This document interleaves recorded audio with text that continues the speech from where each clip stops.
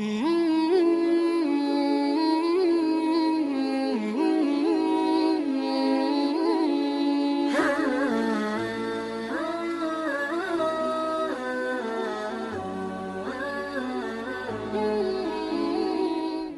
ونصلی علی رسولہ الکریم اما بعد۔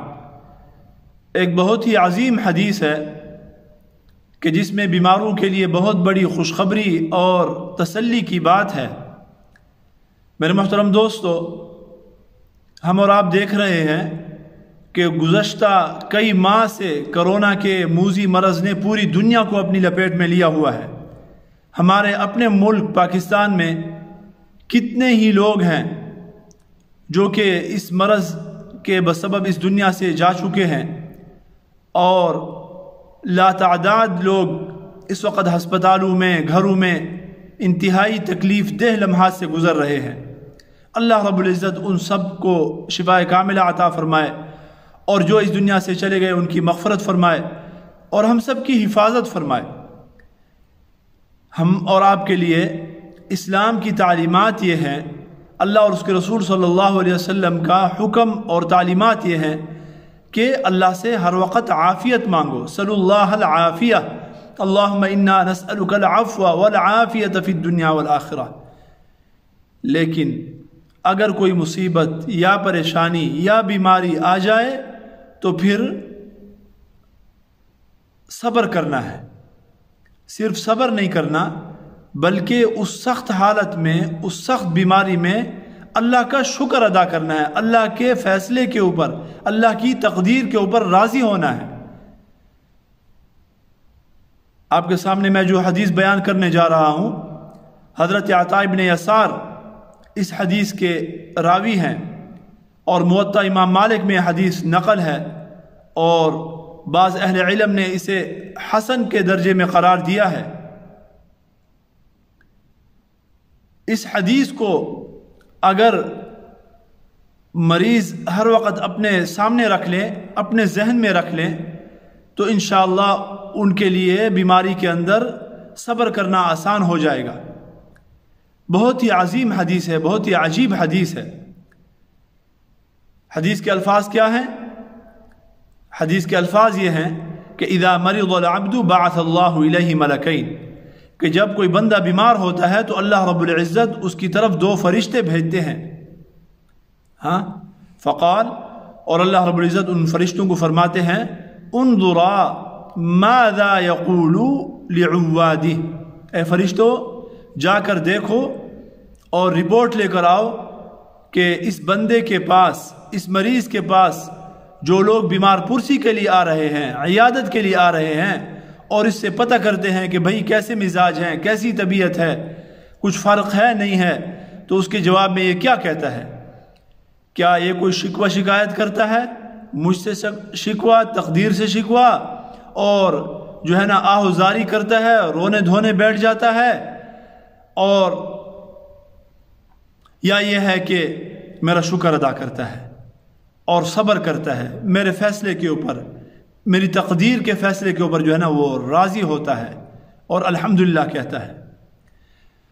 تو یہ فرشتے اس کے پاس جاتے ہیں، فَإِنْ هُوَ إِذَا جَاءُوهُ حَمِدَ اللَّهَ وَأَثْنَى عَلَيْهِ رَفَعَا ذَلِكَ إِلَى اللَّهِ عَزَّ وَجَلَّ وَهُوَ أَعْلَمُ۔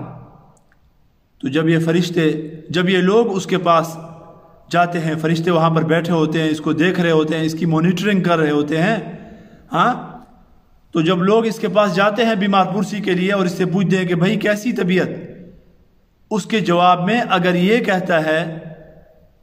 کہتا ہے کہ الحمدللہ علی کل حال، اللہ کا لاکھ لاکھ شکر ہے، میں اللہ رب العزت کے فیصلے کے اوپر اور اللہ رب العزت کی تقدیر کے اوپر راضی ہوں، دل سے راضی ہوں، میں تب بھی راضی تھا، اب بھی راضی ہوں، الحمدللہ۔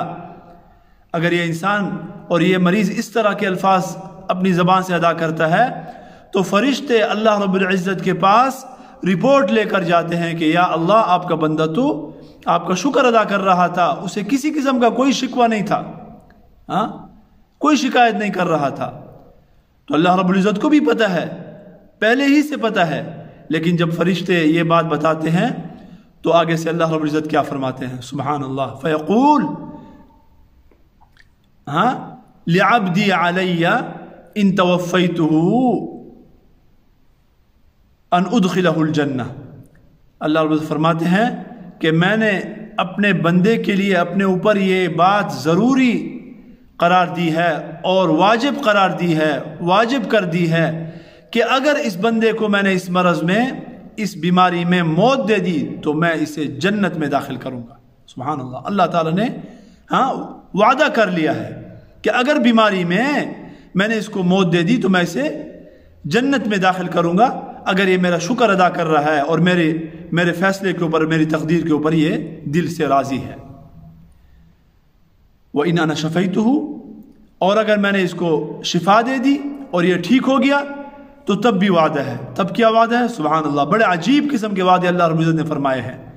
فرمایا اگر میں نے اس کو شفا دے دی تو میں اس کے ساتھ وعدہ کرتا ہوں ان ابدل له لحما خیرا من لحمی، کہ میں اس کے گوشت کو اس سے بہتر گوشت میں تبدیل کر دوں گا۔ یہ گوشت تو بیماری کی وجہ سے بوسیدہ ہو چکا ہے، ڈھیلا ہو چکا ہے، بیکار ہو چکا ہے، میں اسے فریش گوشت دوں گا اور بہترین قسم کا اس کو جو ہے نا اس کے جسم کے اوپر اور اس کی باڈی کے اوپر جو ہے نا گوشت اس کو عطا کروں گا۔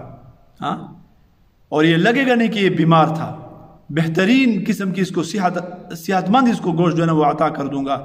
وَدَمًا خَيْرًا مِّن دَمِهِ، اور اس کی رگوں کے اندر جو خون دوڑ رہا ہے، جو بیماری کی وجہ سے جو ہے نا فاسد ہو چکا ہے، اس فاسد خون کو میں صحت مند خون کے اندر اور اس سے بہتر خون میں تبدیل کر دوں گا۔ اور فرمایا وَأُكَفِّرَ عَنْهُ سَيِّئَاتِهِ، اور اس کے جو گناہ ہیں وہ اس سے مٹا دوں گا اور اس کو گناہوں سے بالکل پاک و صاف اور شفاف کر دوں گا، اور یہ زمین کے اوپر ایسے چل رہا ہوگا جیسے اس نے کوئی گناہ کیا ہی نہیں ہے، اور نئے سرے سے جو ہے نا اپنی زندگی یہ شروع کرے گا۔ سبحان اللہ میرے بھائی، کتنی بڑی خوشخبری ہے۔ تو اگر ہم اپنے مریضوں کے سامنے اس حدیث کو بیان کریں تو ان کے لیے بیماری کے اوپر صبر کرنا آسان ہو جائے۔ میرے محترم دوستو، میری اور آپ کی کمزوری ہوتی ہے کہ ہم یہ چیزیں ان کے سامنے بیان نہیں کرتے، اور پھر بیچارے جب ان کے اوپر تکلیف آتی ہے تو وہ ناشکری کی کلمات زبان سے نکالتے ہیں۔ الحمد تو کوئی بولتا بھی نہیں ہے۔ کہاں ہے میرے محترم دوستو؟ عربوں میں ہم نے یہ بات دیکھی ہے۔ ہم تو جب یہاں پر آئے پہلی مرتبہ تو واللہ العظیم ہم تو حیران ہوتے تھے کہ یہ کیا بول رہے ہیں۔ میرے ایک جاننے والے تھے، شاگردوں کے والد، تو بہت ہی خوش اخلاق انسان اور بہت ہی اچھے انسان، بہت ہی ہر کسی کے ساتھ جو ہے نا پورے خاندان میں، یعنی وہ جو ہے نا خاندان کے ایک قسم کا جو ہے نا وہ آپ اس کو کیا کہیں کہ سب سے بہترین انسان تھا، بہت ہی اچھا انسان۔ وہ فوت ہوا تو دوسرے دن جب اس کے بچوں کو تعزیت کے لیے گیا اور دیکھا تو ہر کسی کے جواب میں وہ کہہ رہے الحمدللہ الحمدللہ۔ ہم تو حیران، میں تو حیران رہ گیا کہ یہ کیا ہو رہا ہے یہاں پر۔ تو عربوں کی عادت ہے الحمدللہ، ان کے اندر یہ چیزیں ہیں کہ ان کے اوپر کوئی مصیبت آتی ہے، بیماری آتی ہے، پریشانی آتی ہے، واللہ یہ لوگ نہیں بولتے، آوزاری نہیں کرتے۔ تقریباً اکثریت کا یہ ہے کہ وہ بولتے ہیں الحمدللہ علی کل حال۔ اور یہی نبی کریم صلی اللہ علیہ وسلم کی تعلیم ہے کہ ہر حالت میں اللہ کا شکر ادا کرنا ہے، اللہ کی حمد و ثنا بیان کرنی ہے۔ چنانچہ حضرت عائشہ صدیقہ رضی اللہ تعالیٰ عنہ کی حدیث ہے کہ نبی کریم صلی اللہ علیہ وسلم کوئی ایسا کام اگر دیکھتے جو آپ صلی اللہ علیہ وسلم کو ناگوار گزرتا اور ناپسندیدہ ہوتا، کوئی برا کام پیش آتا، تو آپ صلی اللہ علیہ وسلم بولتے الحمدللہ علی کل حال۔ اور اس سے پہلے فرماتی ہے کہ اگر کوئی ایسی چیز دیکھتے جو آپ صلی اللہ علیہ وسلم کو پسند آتی اور کوئی خوشگوار کام جو ہے نا پیش آتا اور معاملہ پیش آتا تو اس کے اوپر اللہ کے رسول صلی اللہ علیہ وسلم شکر ادا کرتے اور ان الفاظ کے ساتھ جو ہے نا شکر ادا کرتے الحمدللہ الذی بنعمتہ تتم الصالحات۔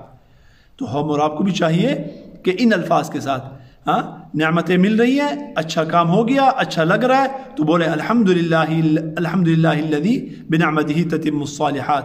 اور اگر بیماری ہے، کوئی پریشانی ہے، کوئی مصیبت ہے، تب بھی اللہ کا شکر ادا کریں، اس کی عادت بنائیں، بولے الحمدللہ الحمدللہ الحمدللہ علی کل حال۔ تو یہ کرنا چاہیے۔ اگر انسان بیماری میں بھی اس طرح کے کلمات ادا کرتا ہے ہمیں یہ چیزیں سمجھ نہیں آئے گی کیونکہ ہمارے ہاں ماحول نہیں ہے. یہ ماحول ہم نے پیدا کرنا ہے میرے محترم دوستو. یہ جو مردہ سنتیں ہیں ان کو زندہ کرنا ہے. یہ کون زندہ کرے گا؟ بڑا عجیب لگتا ہے اگر آپ کسی کے سامنے جو ہے نا ہمارے ملکوں میں اس طرح کی باتیں کریں گے تو ان کو رواج دینا ہے. تو جو انسان اس کے اوپر عمل کرتا ہے اللہ رب العزت پھر جو ہے نا اس کو ان چیزوں سے نوازتے ہیں. اللہ رب العزت ہم سب کو عافیت والی زندگی نصیب فرمائے اور بیماریوں سے اللہ رب العزت جو ہے نا ہم سب کی حفاظت فرمائے. جو بیمار ہیں اللہ تعالیٰ ان کو اپنے فضل و کرم سے جو ہے نا ان کے اوپر رحم فرما دے اور ان کو جو ہے نا یا اللہ صحت عطا فرما. وآخر دعوانا ان الحمد للہ رب العالمین.